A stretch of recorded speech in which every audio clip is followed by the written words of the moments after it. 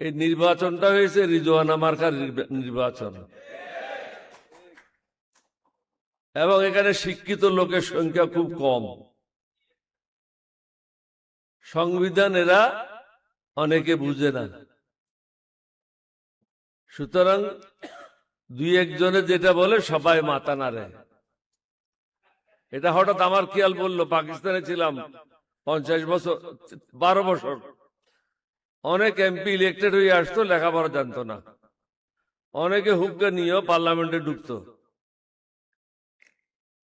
তো একজনে বললো যে ভাই তুমি তো ঘুমাচ্ছ, বলতে আমি ঘুমাচ্ছি, যখন হাত তুলতে বলো একটু ধাক্কা দিও, আমি হাত তুলে নেবো। এখন এরকম হাত তোলার পার্লামেন্ট হয়ে গেছে। প্রধানমন্ত্রীকে চিন্তা করতে হবে যে যতই কিছু করুক না কেন শেষ পর্যন্ত দায়ভারটা আপনার উপরে আসবে। এটার জন্য আপনি প্রস্তুত আছেন কিনা? আপনার মাও বলেছে সংবিধান ছুঁড়ে ফেলাই দাও, না বলে নাই? আপনার যে মহাসচিব আছে তিনিও বলেছেন, আপনার দলের অনেকেই বলেছেন। কেন বলেছেন? এখানে অনেকগুলি বৈষম্য রয়েছে। এই বৈষম্য দূর করলে আপনি নির্বিঘ্নে আপনার কর্মকাণ্ডগুলি চালাতে পারবেন। কিন্তু এখানে ক্ষতিগ্রস্ত হবে কিছু দুর্নীতিবাজ কর্মকর্তা কর্মচারী, যারা আপনাদেরকে করতে দিচ্ছে না। এখন যদি আপনি এটা না করেন তাহলে কি হবে? এফেক্টটা কি হবে? গতকাল আপনারা দেখেছেন পাকিস্তানের আসিফ মুনির আর শাহবাজ শরীফ মনে করলো আলেকজান্ডারের মতো বিশ্ব জয় করে নেবে, আমেরিকাকে ডেকে নিল, ইরানের লোক তো আসলো।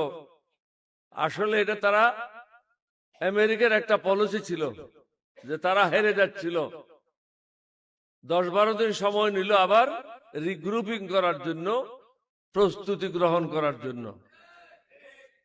ইরানও মনে করলো মন্দ কি, আমরাও আমাদের জিনিসগুলি গুছাই নি। এটার এফেক্টটা কি হবে? It is a third world ওয়ারের একটা সূচনা। এটার যে সুদূর এটা আমাদের উপর এফেক্ট হবে। এখন আপনারা, আমি সাধারণ জিনিসের কথা বলি, মুরগির দাম 100 টাকা বৃদ্ধি পেয়েছে, যেটা কক, রেড কক বলে, ওটা 100 টাকা বৃদ্ধি পেয়েছে কেজি প্রতি। প্রত্যেকটা সবজির দাম বৃদ্ধি পেয়েছে, দ্রব্য মূল্যের দাম বৃদ্ধি পেয়েছে। মানুষের আয় তো বৃদ্ধি পায় নাই। 5-6 কিলোমিটার লম্বা একটা পেট্রোল পাম্পের সামনে দাঁড়ায় থাকতে হয়। যে লোকটা আগে মোটরসাইকেল দিয়ে জীবিকা নির্বাহ করত, সে এখন 2 বা 3টা ট্রিপের বেশি মারতে পারে না, বাকি সময় তাকে পেট্রোল পাম্পের সামনে দাঁড়ায় থাকতে হয়। সুতরাং ইকোনমিক ইম্প্যাক্টটা কি হবে এই জিনিসটা আপনাকে বুঝতে হবে। এখানে বড়োয়ার সাহেব বলে গেছেন গত 1.5 মাসে 51,000 কোটি টাকা ব্যাংকের থেকে ঋণ নিয়েছেন। তাহলে পুরো বছর হলে কত হাজার লক্ষ কোটি টাকা হবে?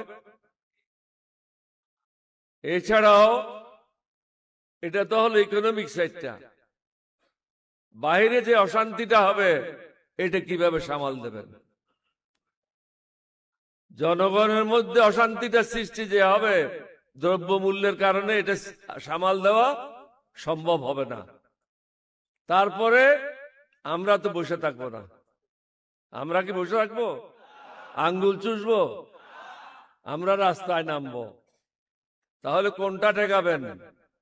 দ্রব্যমূল্য ঠেকাবেন, নিজের আসন ঠেকাবেন, না 11 দলীয় ঐক্য জোটকে থামাবেন? 11 দলীয় ঐক্য জোটকে ধাপে ধাপে রাস্তায় নামতে হবে। এটার বিকল্প নাই, সোজা আঙ্গুলে গিয়ে উঠবে না।